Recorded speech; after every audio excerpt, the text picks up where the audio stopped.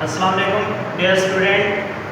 Today we will discuss subject mathematics class 9 unit 12 theorem number 12.2 converse of theorem 12.1। सबसे पहले बेटे converse theorem की बात कर लेते हैं। कन्वर्स थ्योरम क्या होता है कि जब कोई एक थ्योरम का गिवन होता है और वो दूसरे का टू प्रूव हो और पहला जो है उसका टू प्रूव दूसरे का गिवन हो तो उसे क्या कहते हैं, कन्वर्स थ्योरम कहते हैं। सबसे पहले इसके स्टेटमेंट पढ़ते हैं। Any point equi distance from and points of line segment is on the right bisector of it. बेटे कोई भी पॉइंट अगर वो लाइन सेगमेंट से उसके एंड पॉइंट से इक्वी डिस्टेंस होगा तो उसके क्या होगा, राइट बाइसेक्टर पे होगा। अब एक हिंट आपको दी थी कि जो इज होता है या हेल्पिंग वर्ब कोई भी होता है तो वो टू पार्ट्स में से डिवाइड कर देता है। उससे पहले वाला जो है वो गिवन होता है और उसके बाद वाला टू प्रूव होता है। तो यहाँ पे देखिएगा एनी पॉइंट की बात कर रहा है, कोई एक पॉइंट है equi distance from and points of a line segment, दूसरा गिवन जो है वो लाइन सेगमेंट है और उसने ये दे दिया कि वो पॉइंट जो है वो इक्वी डिस्टेंस है फ्रॉम द एंड पॉइंट्स। सबसे पहले डायग्राम बनाते हैं। सो आपके पास लेट एक लाइन सेगमेंट है ए बी और इसके ऊपर कोई पॉइंट पी पड़ा हुआ है। अब उसने गिवन में दे दिया है कि ये जो पॉइंट पी है ये इक्वी डिस्टेंस है फ्रॉम इट्स एंड पॉइंट्स। तो इसका मतलब क्या होगा, P A is equidistance from P B. तो गिवन हमारे पास क्या आएगा, point P is side that P A is congruent to P B. ये हमारे पास क्या आ जाएगा, गिवन आ जाएगा। उसके बाद हमने प्रूव ये करना है कि ये जो पॉइंट पी है ये राइट बाइसेक्टर पे है। Point P is on the right bisector of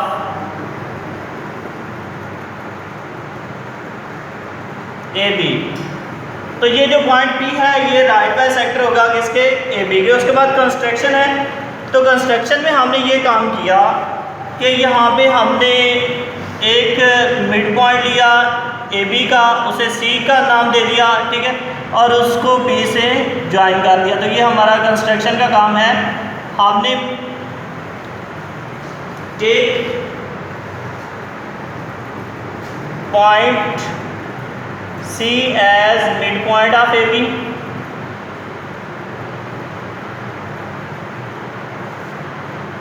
and join P to C. Now proof में आते हैं तो उसमें हमारे पास दो चीज़ें होती हैं, स्टेटमेंट एंड रीजंस।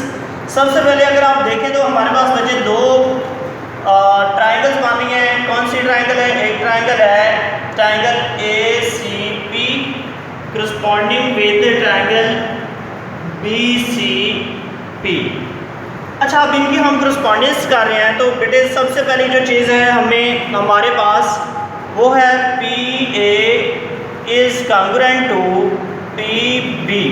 क्यों, क्योंकि ये हमारे पास है गिवन, उसने खुद गिवन दिया हुआ है कि पी ए पी बी के कॉन्ग्रुएंट है। नंबर 2 अगर हम देखें तो P C is congruent to P C because ये दोनों में क्या है, कॉमन है। दोनों ट्राइंगल में अगर हम देखें तो ये क्या है, हमारे पास है कॉमन है। उसके बाद क्या था, A C is congruent to B C Y.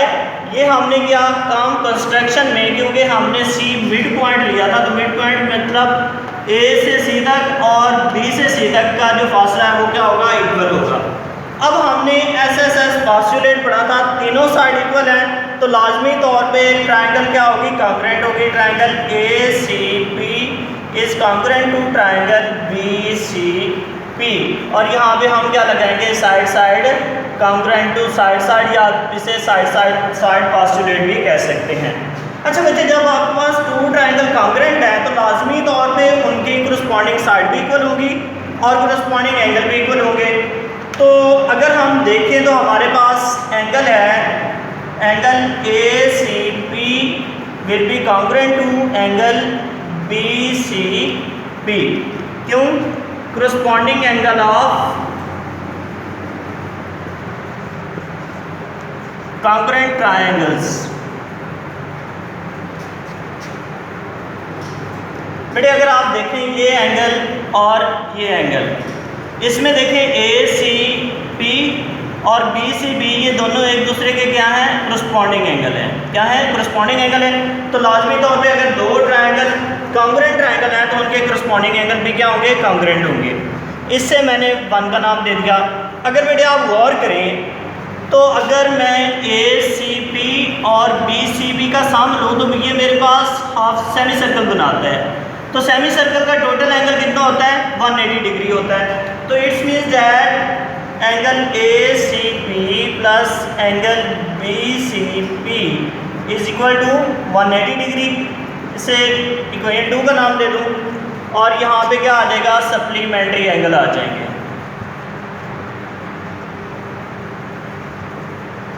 अच्छा बेटे देखिए, अब आपके पास टू एंगल्स का सम 180 है और वही दोनों एंगल आपस में इक्वल है, तो इसका मतलब हर एंगल क्या होगा, 90 डिग्री का होगा।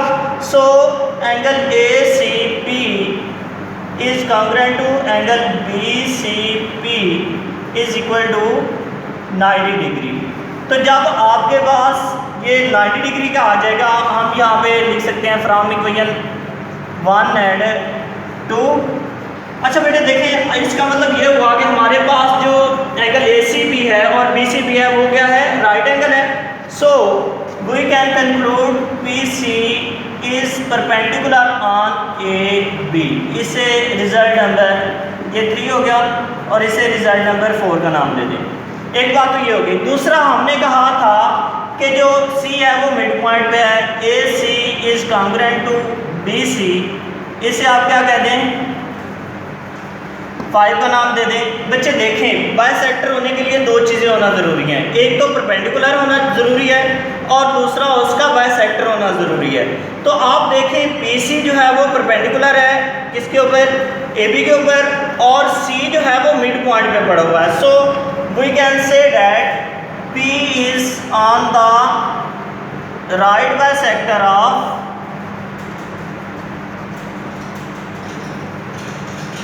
line segment A B. That's all.